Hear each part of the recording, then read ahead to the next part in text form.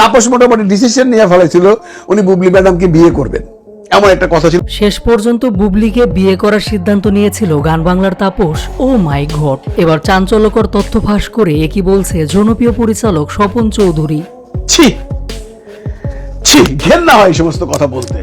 আওয়ামী লীগ সরকারের পতনের পর থেকে নতুন করে আবারও আলোচনা এসেছেন গান বাংলার কর্ণধার কৌশিক হোসেন তাপস এবং তার স্ত্রী মুন্নি।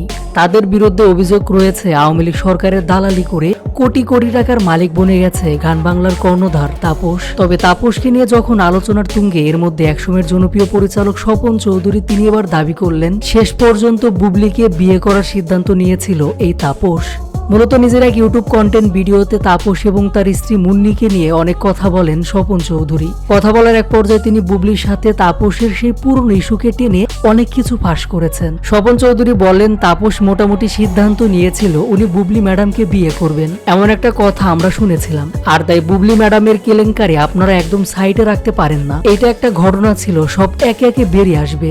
স্বপন চৌধুরী আরো বলেন আওয়ামী লীগের তো পতন হয়েছে, নতুন সরকার এখন সবার মোবাইল ফোন চেক করতেছে, ফোন চেক করলে সব পাওয়া যাবে।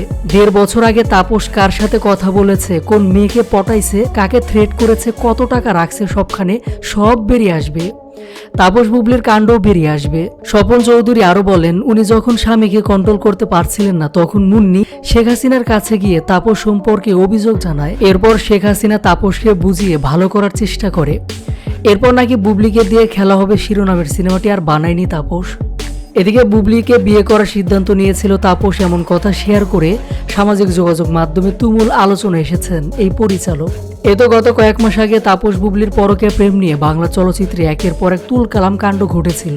তবে কিছুদিন এসব বন্ধ থাকলেও নতুন করে আবারও যেন এই পরিচালক খোঁচা দিলেন তাপস বুবলির পরকীয়া প্রেম নিয়ে। শেষ পর্যন্ত পরিচালক স্বপন চৌধুরীর কথা কতটুকু সত্য তা নিয়েও প্রশ্ন রয়েছে। প্রিয় ভিউয়ার্স, বিষয়টি নিয়ে আপনাদের মতামত অবশ্যই জানাবেন।